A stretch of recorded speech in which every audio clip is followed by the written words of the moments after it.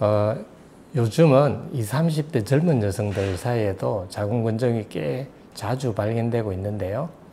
과거에는 30, 40대가 처음 발견되는 가장 흔한 여성의 흔한 질환이었다면 최근에는 정기검진을 통해서 받는 젊은 층들이 점점 늘어나면서 조기에 발견되는 경우가 많아졌고요.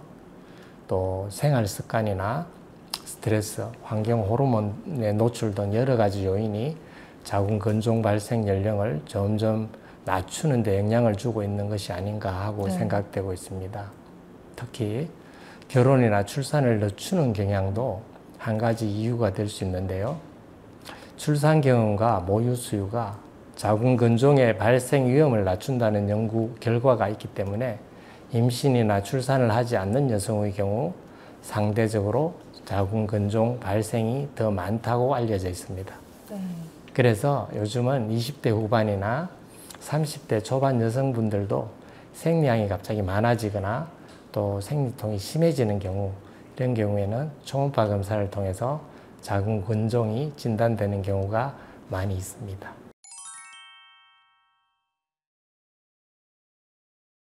자궁근종이 있다고 해서 무조건 임신에 영향을 준다 이렇게 볼 수는 없지만 근종의 위치와 크기에 따라서 영향을 주는 경우도 상당히 있습니다.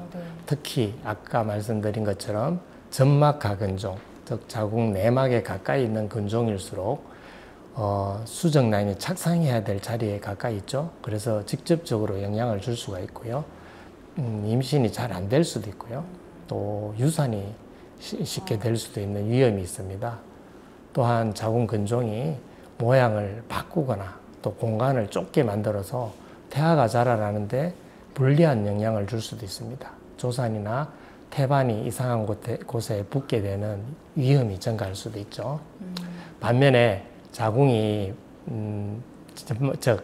장막하근종, 자궁 바깥쪽으로 자라나는 근종처럼 임신에 큰 영향을 주지 않는 경우도 상당히 많기 때문에 자궁근종이 있다고 해서 반드시 임신에 영향을 줄 수 있는 것은 아니다.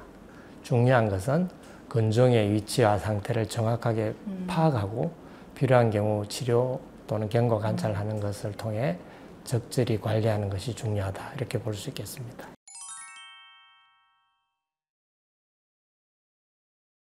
근종이 있다고 해서 반드시 출산 전에 치료가 필요하다. 이렇게 할 수는 없습니다.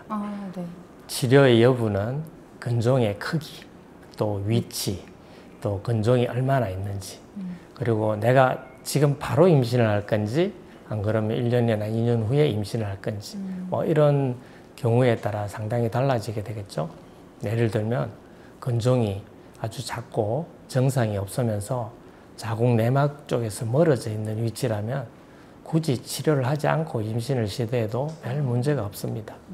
그렇지만 근종이 자궁 내막 가까이에서 자라서 착상에 영향을 주거나 또 점막하 근종 크기도 문제가 될 수 있는데요. 근종의 위치나 형태를 변화시키는 경우나 또 과거에 이것 때문에 불임이 오거나 유산이 됐다 이런 이력이 있는 경우라면 치료를 하고 임신하는 게 맞겠죠. 또 하나 중요한 것은 임신 중에 호르몬의 변화로 인해서 근종이 상당수 커질 수 있다는 거죠. 그래서 사전에 근종 상태를 정확히 파악하고 필요한 경우에는 근종 크기를 조절하거나 또 그런 계획을 세워서 임신하는 것이 더 안전하다 이렇게 볼 수 있겠습니다.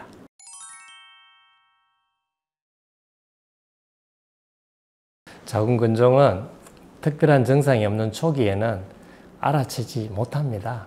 그래서 실제로는 건강검진 중에 우연히 발견되는 경우가 상당히 많고요.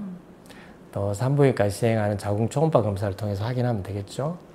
또 다른 이유로 병원을 내원하셨다가 예를 들면은 하복통이나 이런 걸로 내원을 해서 CT 촬영을 하는데 자궁근종이 발견됐다. 또는 임신이 됐나 확인하려다가 임신뿐만 아니라 근종도 있는 경우가 있다. 이렇게 발견된 경우도 있고요.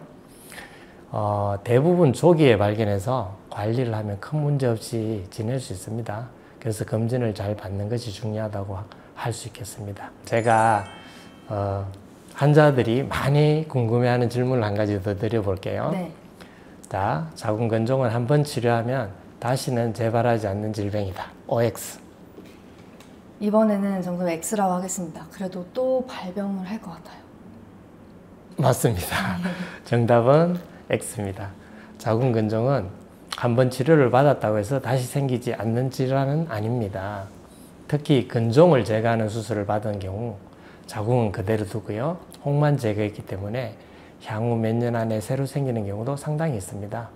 재발률은 치료 방법이나 나이, 호르몬의 상태 등에 따라서 상당히 다르지만 근종이 여러 개 있었던 경우에 재발률이 훨씬 높다고 할 수 있겠죠.